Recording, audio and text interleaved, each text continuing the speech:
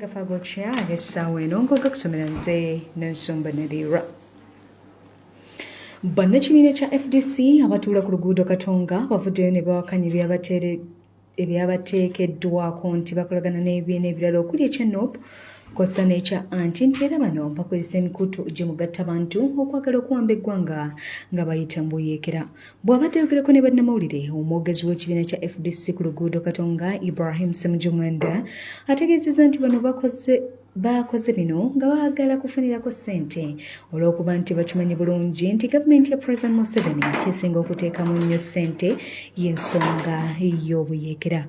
Ono ategeezezza nti bino byonna baabasibyeko matu ga mbuzi era n'ategeeza nti n'abaafulumizza ekiwandiiko baafulumizza kikyamu kubanga bo tebakyatuula Najjanankumbi batuula Katonga ate ekiwandiiko kuliko FDC Najjanankumbi. Ekipapula ekimu nga kigamba bakitadde ku letterhead egamba nti Forum for Democratic Change ne bagamba abeefudisa ab'Ekatonga naye ate ne beerabira ne bateekako address Najjanankumbi nti twabadde bamu kwabo abakola endagaano ne NUP ne NT n'omuntu n'abali ku social media ne balooya abamu n'abali b'ebisiyaga tuggyeko gavumenti nga tukozesa okuyiwa omusaayi nti twali twagala kikola lwabeereddeyo okwekakasa buli bw'enguzi nga bwe mbagambye kino ekiwandiiko aba security abakiyiiza ate babadde si bagezi kimala kubanga toyinza gamba nti FDC Katonga ate n'oteekako Najjanankumbi kale newo ng'omutwe tegukola bulungi oba olaba bulabi. Ekiwandiiko ekirala nti intelligence okunoonyereza okw'amaanyi kwe baakoze nti ebibadde bigenda okubeera mu ekibuga tukyokye nga tukolagana abavubuka ababadde abakuuma ebintu bya Amerika mu Iraq nga bo omulimu gwabwe gwakugyako bapoliisi mundu bakube mu bbanga ekibuga kitabuke. Ne kino kitegeereka ffe abaludde wano atulwanagana ne Museveni tubimanyi bino bye basinga okuyiga. Mu ngeri y'emu Ssemujju ategeezezza nga bwe bategese Ttabamiruka wa FDC ng'agenda kutuula ku Bbalaza era nga basuubira abantu nga 700 okumwetabamu ng'omukulembeze ow'ekiseera gwe balonda okubakulemberamu Lord Mayor wa Kampala Ssaalongeryees Lukwago agenda kubasomera alipoota gye baafuna okuva mu kwetooloola eggwanga ku kiki ekiddako. Asalewo kiki kye tuzzaako. Lord Mayor ate nga ye pulezidenti waffe ow'ekiseera agenda kwanjulira bamembers abanaakuŋŋaana wano wennyini biki ebivudde mu kwebuuza ku bantu bye tutambudde mu ggwanga lyonna naye nga ebitundu 80 ku abo gye tutambulidde bagamba nti tukole ekibiina ekirala tudde ku lutawo lw'okulwanyisa Museveni tuve ate okulwanyisa bano abavubuka be baatuma. Delegates Conference eno egenda kubeerawo omutwe ogugamba the focusing forces of change to the struggle for freedom, okulambika bannayuganda abaagala okuleetawo enkyukakyuka okubalambika ku lutalo olw'okulwana okulaba nga twenunula. Tusuubira abantu abasukka 700 okuva mu buli disitulikiti ya Uganda. Delegates Conference yakutandika ssaawa 2 Katonda wanaaba ayagadde. Ate bo abatuuze b'e Lusanja Kiteezi ne Kiteetika beeraliikirivu ku ky'okusengula okugambibwa okugenda okuleetebwa mu kitundu kyabwe bwe bafunira awalala. Bino bwe bijjidde nga kasasiro ya bumbulukuse n'agwira abantu wamu n'amayumba gaabwe. Mu kiseera kino okutassa abantu kuumiddwamu omutwe w'ekitongole kya Uganda Police Rescue Service, Kampala Capital City Authority kw'ossa ne Ministry of Transport and Works. Nga ne gye buli eno ebyuma eby'enjawulo okuli excavators, graders ne tractor bikyagenda mu maaso okuyiikula kasasiro okulaba nga bataasa abantu. Kati okusinziira ku ssentebe w'ekyalo ky'Ekiteezi Hassan Kayemba asabye abantu batwala bayambibweko gavumenti nga baweebwa tents, emmere, amazzi, amasuuka kw'ossa ne blanket okukwotadde ne toilets. Kayemba agamba nti obuyambi bwe banaafuna bwonna bwakubayamba era okutassa abatuuze abaafunye enjega eno. Bo abatuuze okuva mu Kiteezi baagala gavumenti eveeyo mu bulamu bulukufu ebalage engeri gye bagenda okubafuniramu ettaka we bagenda okubazza. Ate tulina entiisa nnene taata ku myaka gino gy'olanze naye emyaka 7 okusinziira ku myaka gino gye tulina okutya olw'abazzukulu n'abaana kubanga nze bajja kumala okunziika omwana wange bwe batutte bagambe nti ojjawo mu bukyamu olw'onamazeewo emyaka 2 bwe basengula wano mu Lusanja omazeewo emyaka 2 wano oli mupya watuula mu ttaka ly'abandi owulidde ettaka eryo gye banaaba batulaga tugiririnako obukakafu nti liri mu makuba malungi tulabye bangi be basengula ku ttaka n'olaba nti basengudde ebyalo 5 kati nze ngenda kugula ku kyalo kyawa tuleke tufiire wano bweba terina nteekateeka nnuŋŋamu tuleke tufiire wano. Lord Mayor wa Kampala Ssaalongo Erias Lukwago waaviiriddeyo n'asaba gavumenti okulaba ng'etandikawo okukola amasannyalaze kw'ossa n'ebigimusa okuva mu kasasiro ono.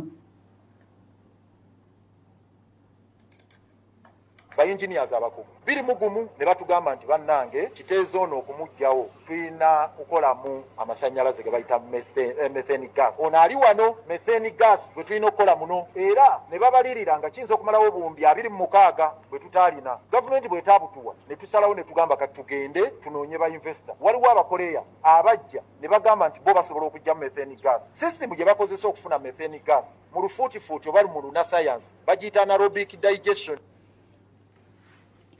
Ebyo nga mbitadde ku bbali bw'abakulembeze b'omuluka gw'ekiteezi bavuddeyo ne basaba ekitongole kya KCCA okukomya okuyiwa kasasiro mu kitundu kyabwe. Okusinziira ku kansala akiikirira omuluka gw'ekiteezi wamu n'ogw'e Masooli, Medi Kayabula agamba nti abantu baabwe babonyeebonye ekimala era nga tebakyayagala kuyita mu kusoomoozebwa kuno.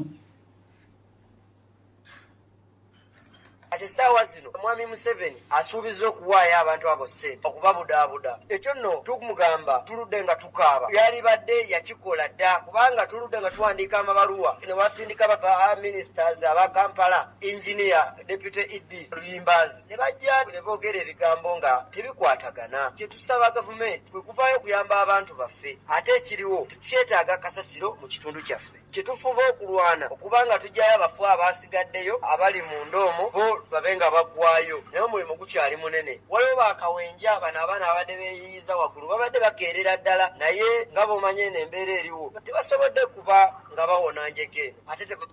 Kayabula wano wasinzidde n'asaba gavumenti okwongera obuyambi eri abantu b'omu kiteezi. Nze Kayabula Medi, kansala LC5 akiikirira ekitundu kya Kasangati ku lukiiko lwa Wakiso District. Ffe ng'abatuuze aba Kasangati Town Council oba ab'Erusanyu oba ab'Ekiteezi tusikubira omulanga gavumenti okuvaayo n'eddoboozi ery'okudduukirira abantu baffe mu bunnambiro. Ate kye tutakyayagala wano okuddamu okulaba y'emmoloka ya kasasiro eyitawo ng'etuleetera kasasiro mu bitundu byaffe by'Ekiteezi. Ebbanga byetu bye tukaabye limala. Abantu baffe batufuddeko, emirambo egimu gikyabuze, abantu bakaaba batugamba ffe ng'abakulembeze naye naffe ekyokukola kitubuze. Ate mu malala ge tulina bannakibiina ki Justice Forum oba kiyite JEMA bawanjagidde gavumenti okuteekawo embeera ennungamu esobozesa abavubuka okukozesa tekinologiya wamu n'emikutu emikwanira wala okukulaakulanya abavubuka. Okusinziira ku mwogezi w'ekibiina kino Dr. Swaib Kagwansereko agamba nti abantu basobola okuganyulwa mu tekinologiya singa gavumenti ebeera ebateeseteese bulungi oba okubayambako.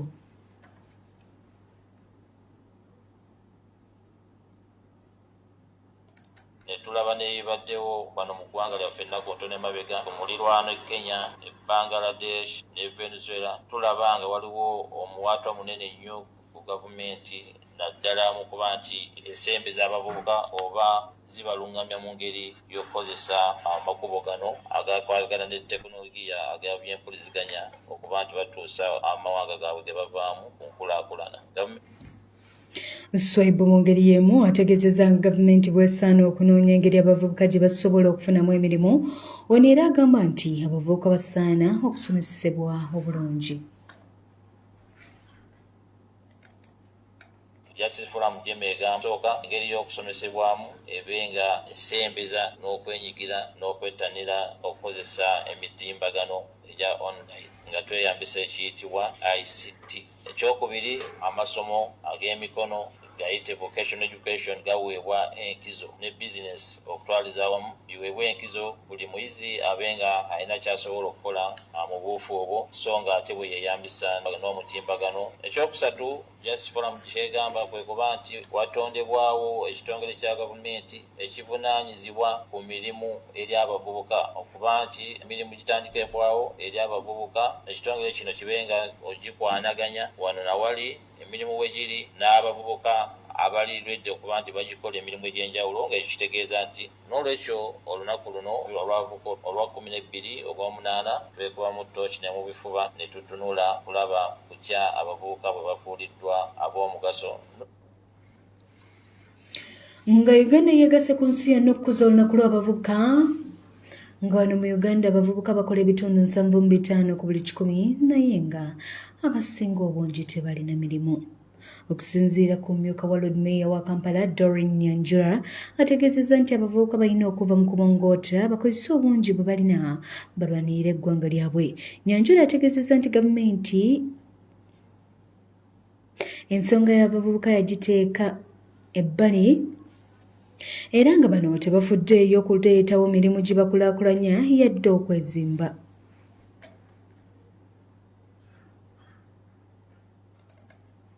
Kino kitulagira ddala bwe abavubuka b'eggwanga ffe tetubeerangako priority oba gavumenti ya Museveni abavubuka tebalabanga abantu ab'omugaso. Ekyokubiri nga bwe mukimanyi bulungi abaana abato oba abavubuka tulina over 70%, naye bw'otunulira 70% zino nze challenge eno mbadde njagala girekera abavubuka. 70% eno what have we used the 70% for?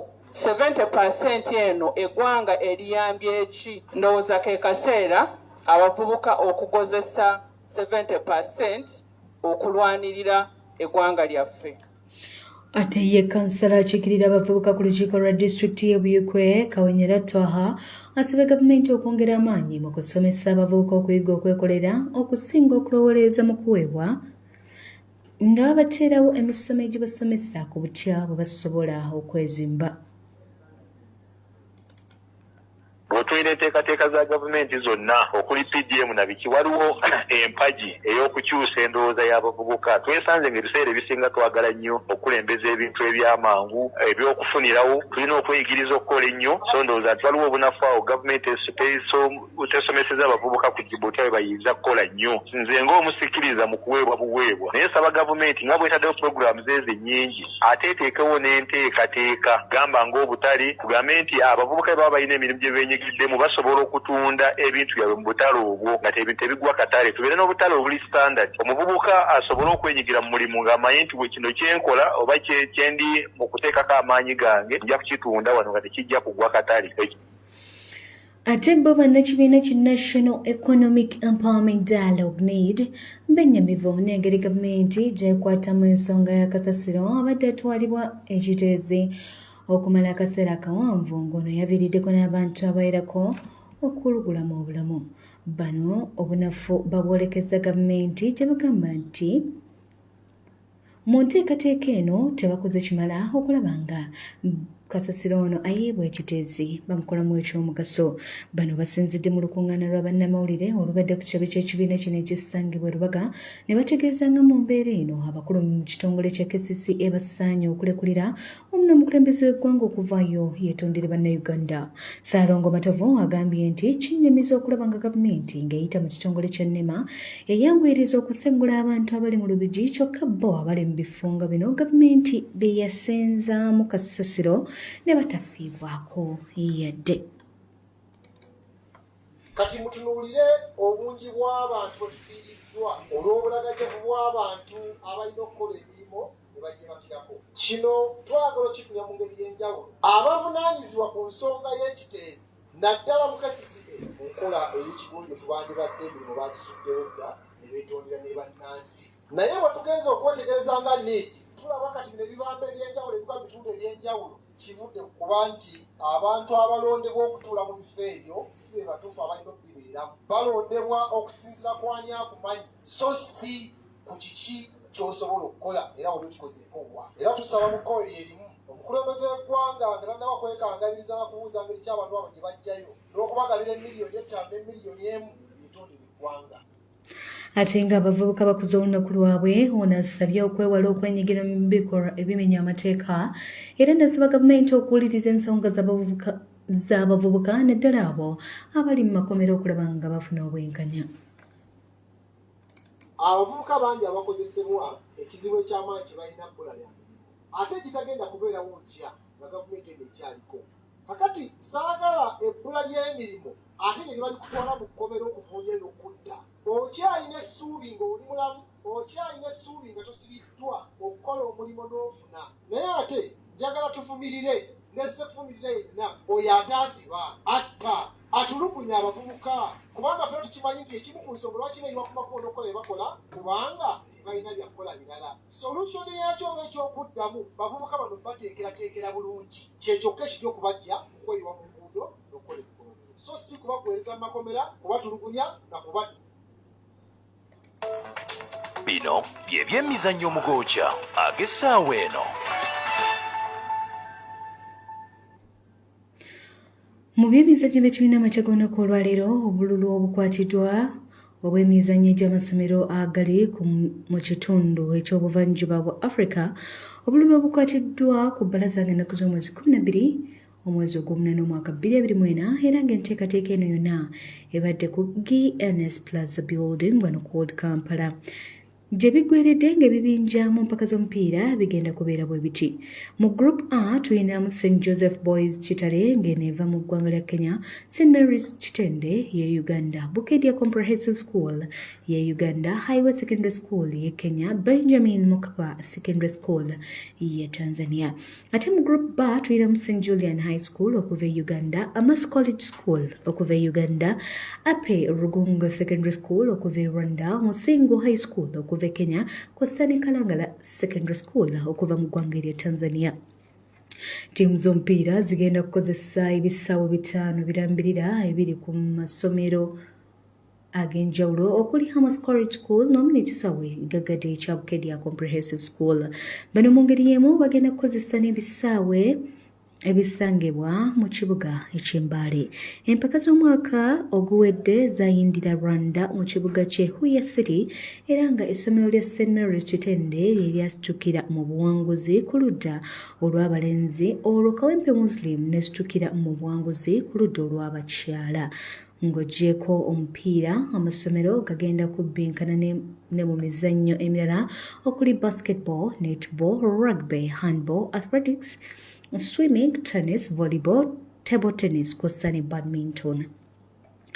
Ate yo Manchester United bafunye abazannyi babiri okuli Matt Hedge, The Light kw'ossa ne Nosil Mozro okuva mu club eya Bayern Munich. Kati bano basuubirwa okutuuka mu Carrington Grounds okwekebejjibwa olwo balangirirwe mu butongole ye Aaron Bissaka asazeewo okwegatta ku ttiimu eya West Ham FC. Bwagatyo bwegabadde amawulire gaffe mu bujjibwano ku ky'omusanvu akatanyiza mwenda Pal FM mekulira omuntu wa bulijjo. Nkwebaza omulungi abadde nange okuva gye natandikidde mpaka wano nfundikiridde amawulire gaffe agookya ag'essaawa eno. Mbadde nasoma nadhira ogakusomera nkwagaliza amakya amalungi. Assalamu alaikum warahmatullahi wabarakatuhu. Ago gigabadde amawulire agookya ku Pal FM ne Three Ways Property Consultants Limited bebaza okunazaako ennaku wamu n'okufuula landlord nga bakufunira ettaka eriri ku muzuuri ku nguudo zonna eziyingira n'okufuluma ekibuga Kampala okutandikira ku $6,000,000 zokka nga tukkiriza n'enkola ey'ekibanja mpola nga bali wamu ne Global Paint, a reliable product. Ebiranga eby'enjawulo ku Pal FM. Assalamu alaikum warahmatullahi wabarakatuhu. Kati kabirango byaffe ebissaawa eno bitusomera ze n'ensumba nadhira. Bannayuganda n'abatali bannayuganda bwenna Rasful Mattresses abasangibwa Embaala ku Jinja Road bakolera emifaliso emirungi ddala bakutegeeza nti bakuleetedde emifaliso omuli spring mattresses, fit sleep mattresses, orthopedic mattresses, high density mattresses, deluxe mattresses, step age mattresses, open-ended mattresses, baby quads, foam sheets, fiber pillows, ordinary pillows. Ng'oyagala okusuubula emifaliso